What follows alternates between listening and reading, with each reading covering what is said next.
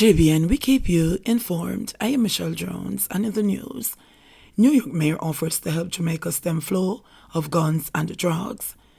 Mayor of New York City, Eric Adams, has offered to partner with Jamaica to stem the flow of guns and drugs that continue to create mayhem both in the city of New York and in the island nation.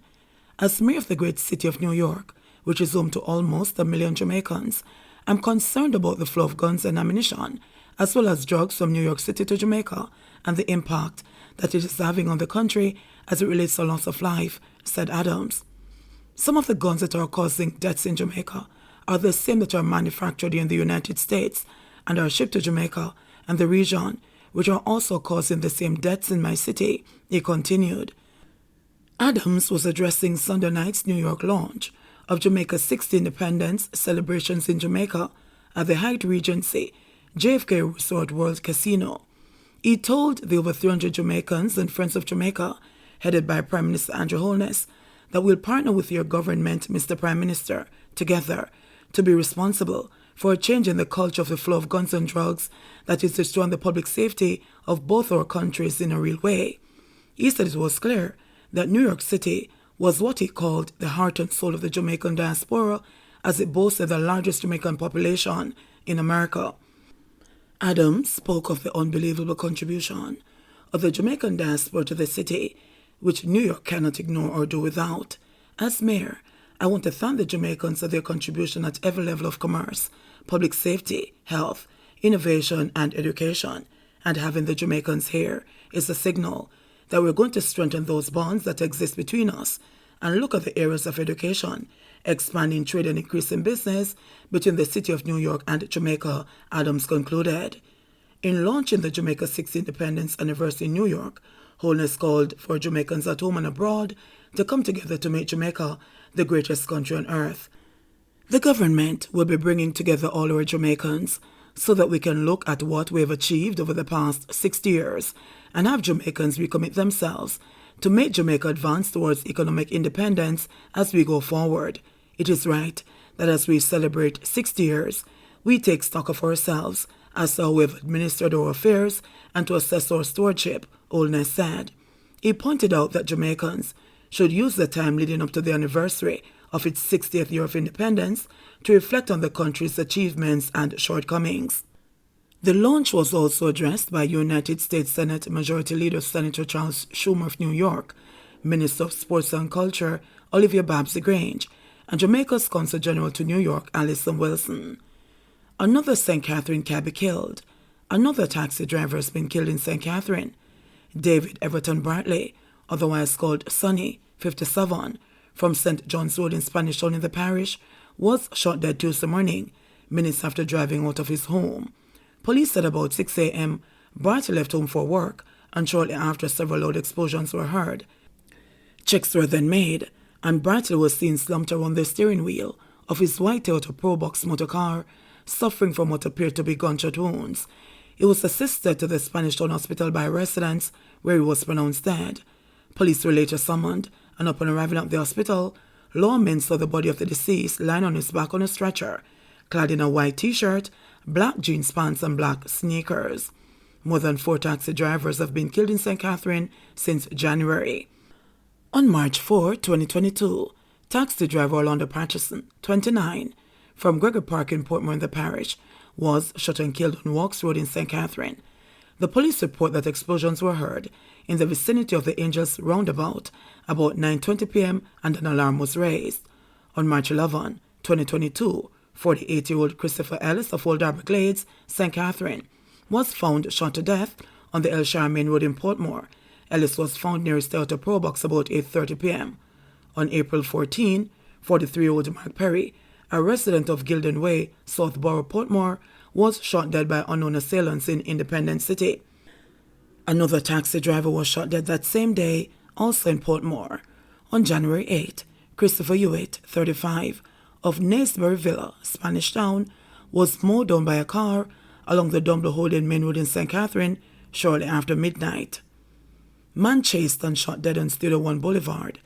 A man who was chased and shot dead Tuesday on Studio One Boulevard in St. Andrew has been identified.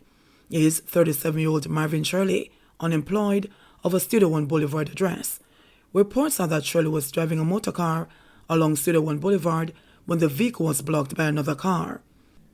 Shirley exited the vehicle and ran, but was chased and shot by its attackers who were alighted from the other car. He was taken to hospital where he was pronounced dead. Gunman scouts out church on Sunday, robs it Monday. A man who scouted out the 150-year-old Sharon Baptist Church in Santa Cruz, St. Elizabeth on Sunday, returned 24 hours later to rob the place of worship, taking with him an undisclosed amount. The man, believed to be in his early 20s, pulled a gun on the church's administrative secretary at about 12:30 p.m. yesterday, shortly after begging and receiving food from her. According to the head of the church, Reverend Dr. Jacob Powell, the man never wore a mask and seemed unbothered about being recognized. The fact that he asked for prayer after church ended on Sunday, paying keen attention to where the offering collected was being placed, led Dr. Powell to conclude that he came to scout out the place. He never really wanted prayer. Earlier yesterday, when he turned up at the church, which is in near proximity to the Santa Cruz police station, the robber reportedly asked for the reverend, complained of being hungry, and after he was fed, pushed the administrative secretary in a corner, and when she tried to run, grabbed her purse with her personal cash and the petty cash that was in the office. The man is known by the community, said the reverend. One person saw him going in and coming out of the church. He wasn't even hiding. He walked out casually, but did leave a bag with clothes behind. The same clothes he was wearing on Sunday, he stated. A policeman was also in church on Sunday, and some talking with Reverend Powell was able to describe him. Before robbing the administrative secretary, he told her stepmother put him out of their home, advising him to go down to the church of the pastor for help, the head of the church said. Reverend Powell's experience with crime in the country comes as gunmen, robbers and criminals desecrate and show disdain for the house of God. This was the first time the church was being robbed, but Dr. Powell admitted that this concretizes what the scripture says about a generation that does not know the Lord. They have no fear of him. They kill people in the church. There are people in the church and there are pastors, lamented the reverend, adding that this signals how bad the country is at this time. Persons have no regard for the sacred space or the house of God. They don't see the church as the holy ground, he noted. Dr. Powell says he leads a church that is kind, where the members don't feel threatened or afraid. It is a church that gives to people in the community who are in need, he said. So it was so easy for him to pounce upon her, because she would not have expected that. If I were there, I would have had my guard down the same way, he said. The Sharon Baptist Church was established in July 1872. 2 killed in St. James crash. 2 men died as a result of injuries they sustained in a motor vehicle collision on Boagman Road in Montego Bay, St. James on Monday. They have been identified as 24-year-old Colin Graham, a morgue attendant, and a 34-year-old Lionel Duaney, a merchandiser, both of Ramble Hill addresses in the parish.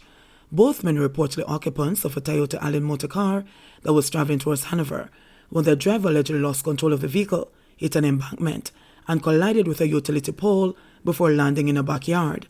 The incident happened about 10:30 p.m. Graham and Duaney were reportedly thrown from the vehicle. They were pronounced dead at hospital, noting that speeding continues to be one of the leading causes of motor vehicle collisions, resulting in the loss of life. The police are once again appealing to motorists to drive within the specified speed limit. Jamaica reports 89 new COVID-19 cases, 2 deaths. Jamaica reported 89 new cases of COVID-19 and 2 fatalities on Monday, according to the latest statistics from the Ministry of Health and Wellness. This pushed the total number of cases of the virus since the start of the pandemic to 130,338 and the death toll to 2,969. Of the newly reported cases, there were 55 females and 34 males, with ages ranging from 1 month to 91 years. The cases were recorded in St. James, 33, Kingston and St. Andrew, 14, Hanover, 12, Westmoreland, 11, Clarendon, 8, Trelawney, 3, St. Anne, 2, St. Catherine, 2, St. Mary, 2, Manchester, 1, and Portland, 1. Meanwhile, the latest deaths are an 89-year-old man from St. Catherine and a 68-year-old man from Kingston and St. Andrew. Both deaths were recorded in February 2022 and were previously reported under investigation. The country also recorded 74 new recoveries, bringing the total number of recoveries to 83,763. The positivity rate for the latest round of testing was 23.8%. There are 37 people hospitalized, 2 of them critically ill. There are 872 confirmed active cases on the island. JBN, we keep you informed. Please remember to subscribe, like, share, leave us a comment, and click the notification bell to receive our daily news items.